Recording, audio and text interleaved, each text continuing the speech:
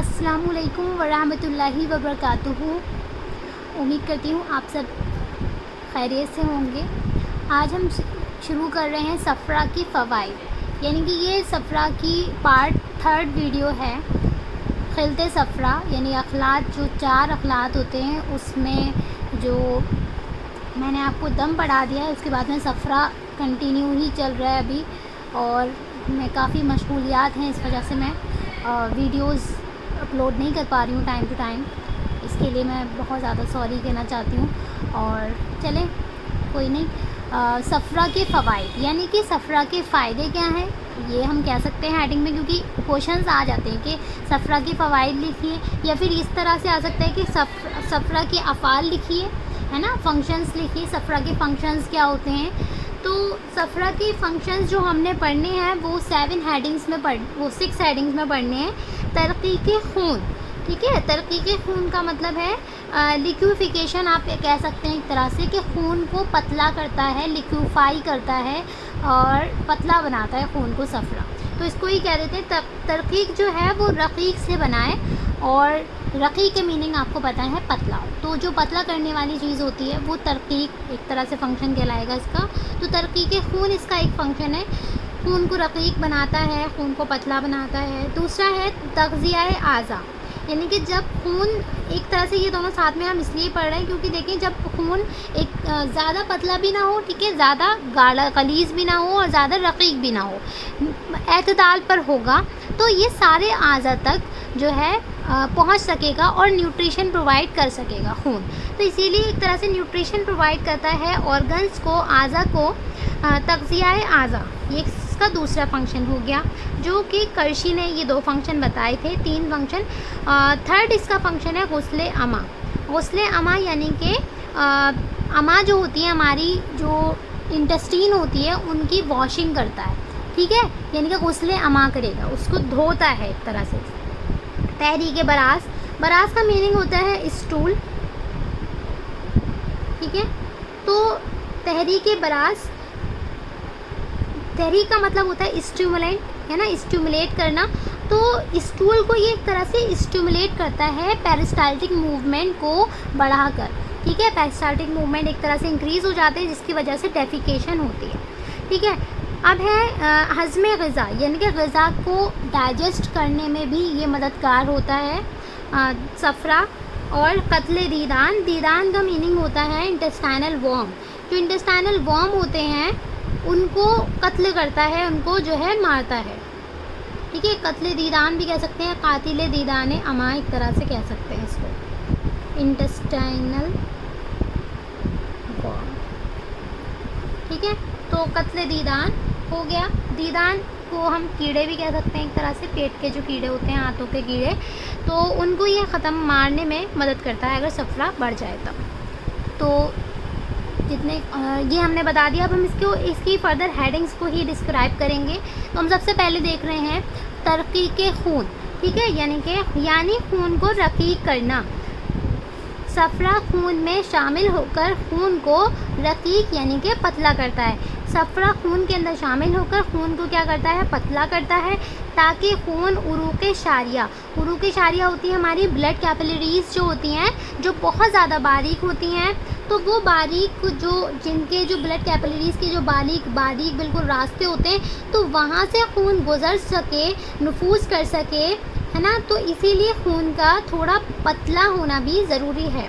तो यही यहाँ पे ये मतलब कहना चाहते हैं स्कॉलर्स कि उरूक़ शारिया के बारीक रास्तों से नफूज़ कर सके, क्योंकि आज़ा की हयात, और क्योंकि इन्होंने रीज़न बताया, क्योंकि जो आज़ा की हयात यानी कि लाइफ ऑफ ऑर्गन्स, मतलब ऑर्गन्स की ज़िंदगी के लिए खून बहुत ज़्यादा ज़रूरी होता है, क्योंकि आज़ा की जो ज़िंदगी होती है वो खून पर डिपेंड करती है। मुनहसर का मतलब होता है डिपेंड, ठीक है। तो खून पर डिपेंड करती है आज़ा की ज़िंदगी, इसीलिए खून का हर ऑर्गन तक पहुंचना बहुत ज़्यादा ज़रूरी है। अगर खून किसी भी ऑर्गन तक अगर नहीं पहुंच पाएगा तो वो ऑर्गन जो है वो हलाकत का सबब बन सकता है। एक तरह से ऑर्गन डेड हो जाएगा, ठीक है, डिसफंक्शन होने लगेगा ऑर्गन का, अगर ब्लड सप्लाई किसी भी ऑर्गन में सही से नहीं पहुंचती है, ठीक है। यहाँ एक पॉइंट यहाँ एक्स्ट्रा बता दिया है, किसी बुक में दे रखा था कि हैज़ा कोलेरा में कसरत दस्त और कै की, यानी कि लूज़ मोशंस, दस्त होते हैं लूज़ मोशन एंड कै होती है वॉमिटिंग। तो कोलेरा में देखे जाते हैं साइन एंड सिम्टम्स में कि बहुत ज़्यादा लूज़ मोशंस एंड कै वॉमिटिंग होती है, जिसकी वजह से खून जो है, अब जाहिर सी बात है कि वाटर कंटेंट जो है वो निकल जाएगा। ठीक है, जब वाटर कंटेंट निकल जाएगा तो क्या होगा कि ये गलीज़ खून जो ब्लड होगा वो क्या हो जाएगा, गाढ़ा हो जाएगा, गलीज़ हो जाएगा, गिल्ज़त इसकी बढ़ जाएगी। और जब गिल्ज़त खून जो है जब गाढ़ा हो जाएगा, बहुत ज़्यादा गाढ़ा हो जाएगा, क्योंकि एक तरह से डिहाइड्रेशन हो गया होगा कोलेरा की वजह से, तो ये बाइस हलाकत यानी डेथ का भी सबब बन सकता है। हाइपोवॉल्यूमिया हो जाएगा ना, बॉडी के अंदर ब्लड वॉल्यूम की कमी हो जाएगी। ठीक है, अब आ जाते हैं हम सेकंड पे, दैट इज़ द तग़ज़िया आज़ा। आज़ा का तग़ज़िया करता है, आज़ा को न्यूट्रिशन प्रोवाइड करता है। आज़ा के तग़ज़िये में तमाम अखलात शरीक होते हैं। तो आज़ा के तग़ज़िये में, आज़ा के न्यूट्रिशन में सारे अखलात ही हिस्सा लेते हैं, यानी चारों अखलात ही हिस्सा लेते हैं। लिहाजा सफ़रा भी आज़ा के तग़ज़िये में सर्फ लिखा है, मैंने सिर्फ नहीं लिखा। सर्फ का मीनिंग होता है खर्च होता है। बाज़ आज़ा की साख्तों में कम व बेश जर्द रंग के रेशे, और कुछ देखिए ये इसकी दलील दे रखी है कि सफ़रा आज़ा के तग़ज़िये में कैसे, मतलब ये कैसे साबित होगा। तो अतिबाओं ने ये साबित किया इस तरह से कि बाज़ आज़ा की जो साख्त होते हैं, यानी कि उसका जो बहुत से आज़ा ऐसे होते हैं जिनकी स्ट्रक्चर में जो है कम व बेश ज़्यादा और कम जो है वो जर्द रंग के, यानी कि येलोइश कलर के फाइबर्स पाए जाते हैं, रेशे पाए जाते हैं, जिनका वजूद इस हकीकत पर वाज़ेह दलालत करता है, जिनका यानी कि ये येलो फाइबर्स का प्रेजेंट होना ये बताता है कि इस ऑर्गन का जो तग़ज़िया है, इस ऑर्गन का जो न्यूट्रिशन है वो सफ़रा के थ्रू हुआ है। ठीक है, आई होप ये बात आपको समझ आ गई होगी। इसी तरह से हम कुछ ऑर्गन्स का यहाँ पर नाम लेंगे, वो आज़ा जिनमें सफ़रा पाया जाता है वो दर्ज झेल हैं, जैसे कि फेफड़े, लंग्स जो होते हैं वो, और गज़ारीफ, कार्टिलेज, लिसान, उरूक़ दमविया, और यानी कि ब्लड वेसल्स में तो जाहिर सी बातें पाया जाएगा। और लिगामेंट, यानी कि बाज़ जो लिगामेंट्स होते हैं जर्द रिबात होते हैं, येलोइश लिगामेंट्स होते हैं, तो उनमें पाया जाता है। और लीवर में भी आपको पता ही है कि लीवर के अंदर बाइल प्रेजेंट होता है।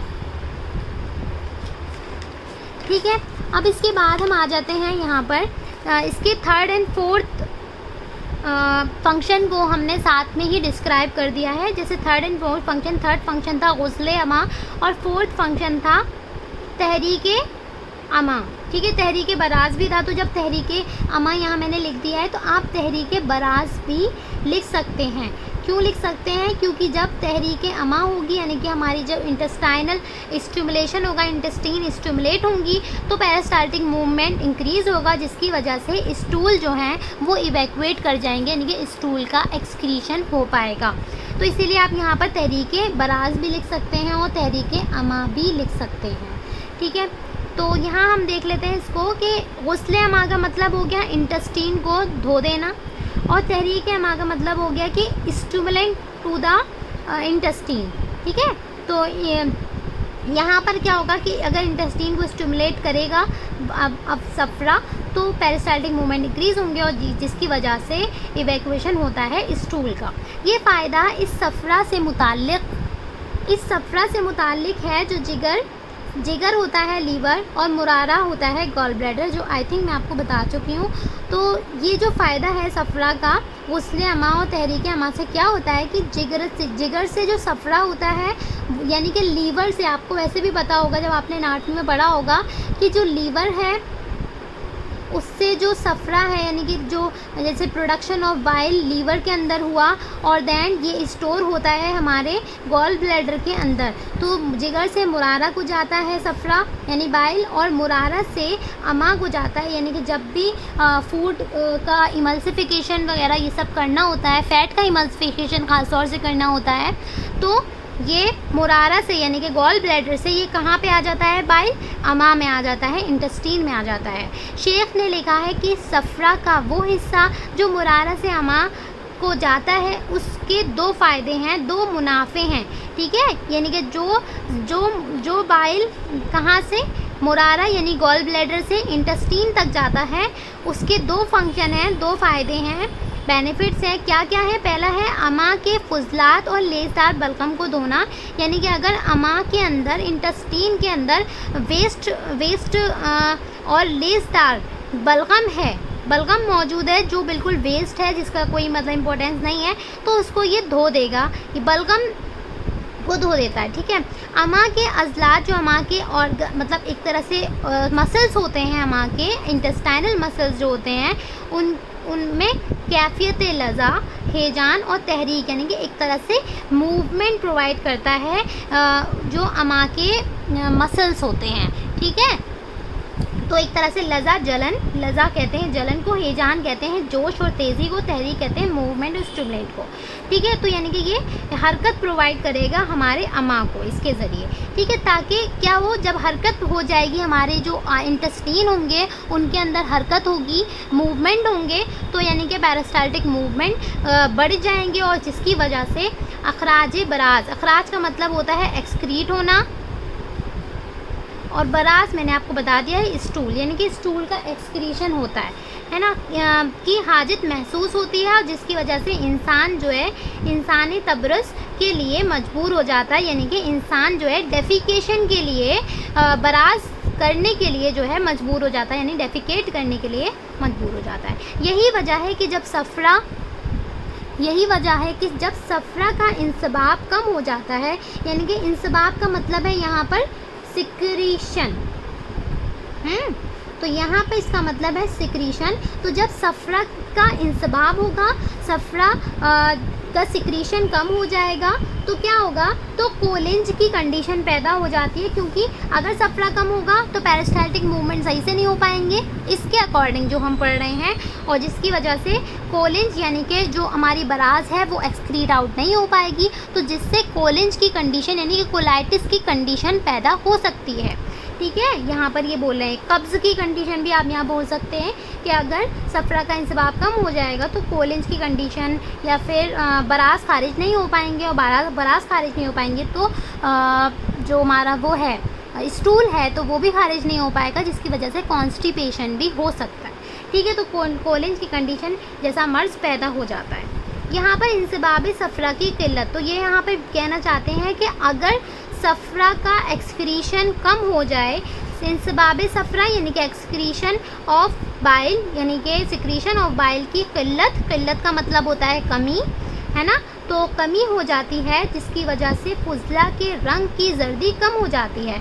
तो आप ये उससे रिलेट कर सकते हैं बिलिरुबिन से, कि जो कॉन्जुगेटेड बिलिरुबिन होता है, अगर ऑब्स्ट्रक्टिव जॉन्डिस हो जाता है तो ऑब्स्ट्रक्टिव जॉन्डिस होने की वजह से जो कॉन्जुगेटेड बिलिरुबिन होता है वो हमारे इंटेस्टाइन में नहीं आ पाता, है ना, क्योंकि वहाँ पर ऑब्स्ट्रक्शन क्रिएट हो गया है, जिसकी वजह से CBD यानी कि कॉमन बाइल डक्ट के थ्रू जो है सफ़रा बाइल वो इंटेस्टाइन तक नहीं पहुँच पाता है, और जब इंटेस्टाइन तक नहीं पहुँच पाता है तो ये हमारे जो बराज है, स्टूल है, उसको कलर भी प्रोवाइड नहीं कर पाएगा, स्टर्कोब्लिनोजिन नहीं बनेगा, जिसकी वजह से जो हमारा बराज का कलर होता है यानी कि स्टूल का जो कलर होता है वो किले कलर स्टूल ऑब्स्ट्रक्टिव जॉन्डिस में देखने को मिलती है। तो ये हम यहाँ पर एक पैथोलॉजी में आपको शॉर्ट में बता दी है कि इंसबाब सफ़रा की किल्लत कमी की वजह से फुजला के रंग की जर्दी कम हो जाती है, और इनका फुजला जो है वो खाकिस्तरी हो जाता है, यानी कि किले कलर्ड का हो जाता है। तो यहाँ मैंने लिख दिया कि किले कलर्ड स्टूल ऑब्स्ट्रक्टिव जॉन्डिस में देखने को मिलती है, ठीक है। सफ़रा एक तबई मुसिल है, ये बता रहे हैं कि सफ़रा जो है वो हमारा एक तबई यानी कि जो नॉर्मल तबई मुसिल है, जो आंतों को धोकर साफ़ करता है। एक तरह से ये परजेटिव है, नॉर्मल परजेटिव है, जो एक तरह से कुदरती तौर पर बना हुआ परजेटिव है, जो कि इसहाल लाता है। अगर सफ़रा की क्वांटिटी ज़्यादा हो जाती है तो लूज़ मोशंस भी हो सकते हैं, ठीक है। तो आई होप कि आपको यहाँ तक समझ आ गया होगा। अब हमारा बचा हुआ है हलाकत दीदान अमा, ठीक है। तो हम इस वीडियो में ही कवर कर लेंगे, क्योंकि फंक्शन ऑफ सफ़रा जो है एक ही वीडियो में आपकी कवर हो जाएं। और डिस्क्राइब मैं इसलिए कर रही हूँ क्योंकि आप सुनेंगे तो इससे आप जो है जब आप एग्ज़ाम में लिख कर आएंगे तो इससे आपका माइंड जो है बेसिक्स आपकी अगर क्लियर होगी तो आप अपनी तरफ से भी बनाकर लिख सकते हैं। ठीक है। हलाकत दीदान अमा यानी कि कत्ल दीदान, हलाकत यानी कि किल करता है एक तरह से ना, किल करता है किसको? दीदान अमा को, इंटेस्टाइनल वॉर्म को। ठीक है। तो अल्लामा नफीस लिखते हैं कि सफ़रा निहायत गर्म और हयात की मुनासबत से बहुत दूर होता है, इसलिए सफ़रा अपनी हरारत और यबूसत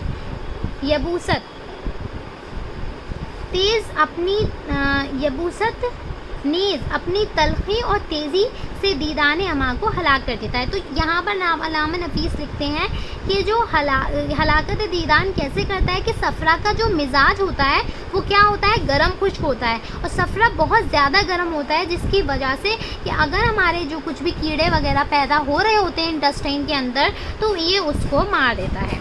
ठीक है। अब यह सफ़रा माने अफूनत है यानी कि अफूनत यानी इन्फेक्शन होता है। ठीक है। तो यानी कि एंटी इन्फेक्टिव भी है, इन्फेक्शन को ख़त्म करता है सफ़रा। तो एंटी इन्फेक्टिव है, मान्य अफूनत होता है एंटी इन्फेक्टिव। ठीक है। तो अल्लामा नफीस लिखते हैं कि बालाई आंतों में फुजलात में ताफुन। ठीक है। यानी कि जो हमारी बालाई आंतें जो होती हैं उसमें फुजलात जो प्रेजेंट होता है यानी कि जो बरास प्रेजेंट होता है, स्टूल प्रेजेंट होती है, उसमें अगर इन्फेक्शन पैदा नहीं होता, क्यों पैदा नहीं होता? और ज़ेरेन आंतों में ख़ुसूसन अमाए मुस्तकीम में ताफुन ज़्यादा होता है, जिसका सबब है यही है कि बालाई आंतों पर सफ़रा गिरता है, इसलिए वहाँ पर ताफुन इन्फेक्शन पैदा नहीं होता। और ज़ेरेन आंतें यानी कि यहाँ पर ये प्रॉक्सिमल इंटेस्टीन और डिस्टल इंटेस्टीन की बात चल रही है। ठीक है। तो बालाई आंतों का मतलब हो गया प्रॉक्सिमल इंटेस्टीन। जो प्रॉक्सिमल इंटेस्टीन है उसमें सफ़रा ज़्यादा गिरता है, ज़्यादा मौजूद होता है, इस वजह से वहाँ पर इन्फेक्शन होने के चांसेस बहुत कम होते हैं, है ना। और ज़ेरेन यानी कि डिस्टल आंतों में पहुँचते सफ़रा जो है वो कमज़ोर हो जाता है, वीक हो जाता है अपने फंक्शन के एतबार से, तो जिसकी वजह से डिस्टल इंटेस्टीन में, डिस्टल आंतों में, ज़ेरेन आंतों में पहुँचते सफ़रा कमज़ोर हो जाता है, जिसकी वजह से फुजलात में यहाँ पर जो है फुजलात के अंदर इन्फेक्शन पैदा होने के चांसेस ज़्यादा होते हैं। ठीक है। अब आ जाते हैं हम हज़्म ग़िज़ा यानी कि डाइजेशन ऑफ फूड में हेल्प करेगा सफ़रा। तो रब्बन तबरीज़ी ने सफ़रा के फ़वाइद में लिखा है कि सफ़रा मैदे को गर्म करता है। तो जाहिर सी बात है, हमें पता है कि सफ़रा का मिजाज गर्म है, इसलिए जब भी ये मैदे के अंदर आएगा तो ये मैदे को गर्म करेगा। ठीक है। हज़्म ग़िज़ा पर मैदे को और जो है इसलिए जब मैदा गर्म हो जाता है तो वो हज़्म भी यानी कि डाइजेशन सही तरीके से कर पाता है। नोट ये वाज़े रहे कि यहाँ मैदे की इस्तिलाह से वसी मायने मुराद हैं। तो यहाँ पर देखें, आप ये मत सोचिएगा कि जो मैदा है वो सिर्फ स्टमक की बात चल रही है। नो, यहाँ पर जो मैदे से मुराद है हमारे वसी मायनों में यानी कि इसमें स्टमक, इंटेस्टीन सब कुछ आ जाता है, ड्यूडनम, जेजनम सब कुछ।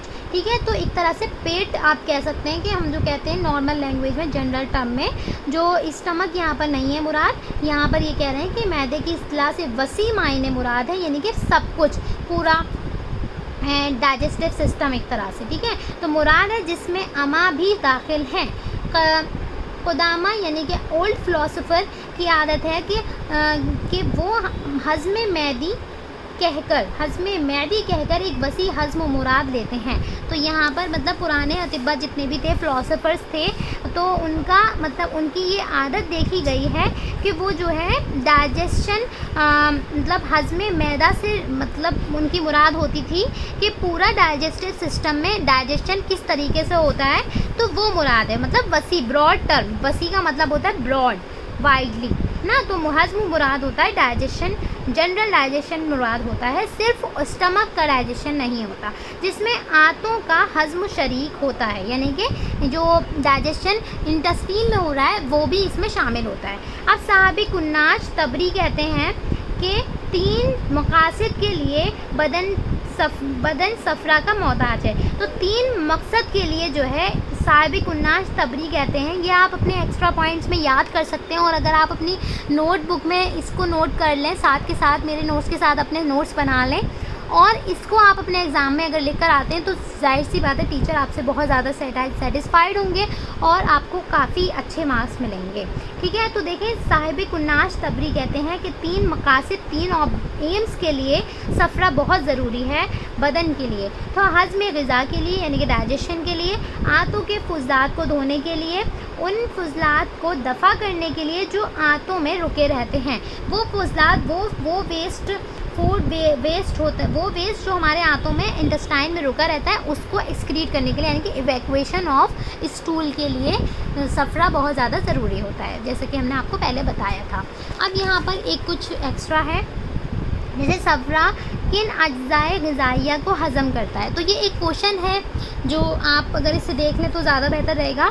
तो सफ़रा किन अज्जाए ग़िज़ाइया को हज़म करता है, यानी कि कौन से अज्जाए ग़िज़ाइया हैं जिनको हज़म करता है, जिनको डाइजेस्ट करता है। यानी अज्जा का मतलब होता है पार्ट और ग़िज़ा मतलब होता है फूड।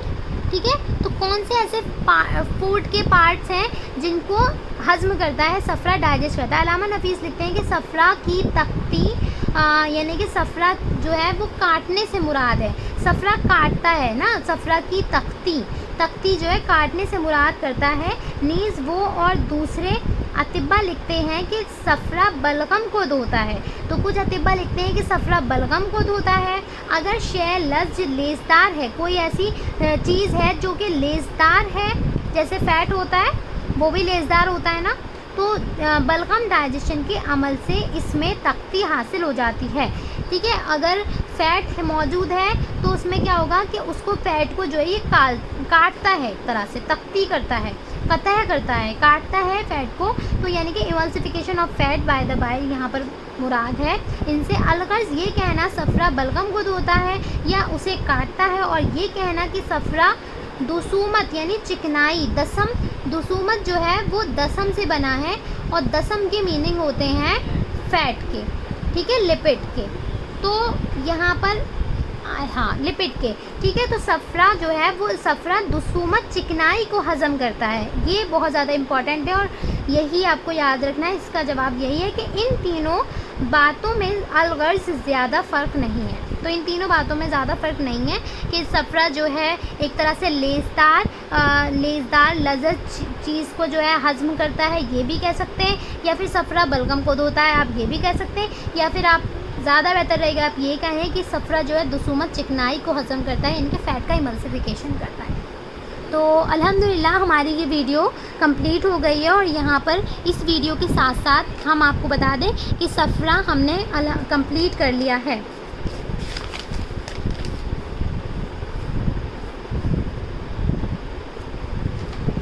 सफ़रा हमने कंप्लीट कर लिया है, जिसमें हमने 3 पार्ट सफ़रा के डाले हैं। फ़र्स्ट पार्ट में हमने सफ़रा की इंट्रोडक्शन डाला था और सफ़रा के बारे में मुख्तसर तारुफ़ वगैरह दिया था। उसके बाद हमने सफ़रा के टाइप्स डाले थे, एबनॉर्मल टाइप्स डाले थे, और उसके बाद थर्ड वीडियो में हमने सफ़रा के फ़वाइद डाले हैं। तो अगर आप मतलब अच्छे से उमूर तबिया पढ़ना चाहते हैं और अपने एग्ज़ाम बहुत बेस्ट देना चाहते हैं, तो आप उमूर तबिया की कोई भी वीडियो मिस ना करें। और ये बेसिक है, बेसिक प्रिंसिपल एक तरह से मान लें आप यूनानी का, तो आपको बहुत ज़रूरी है उमूर तबिया सीखना फ़र्दर आगे यूनानी के सब्जेक्ट सीखने के लिए। अस्सलामु अलैकुम वरहमतुल्लाहि वबरकातुहू।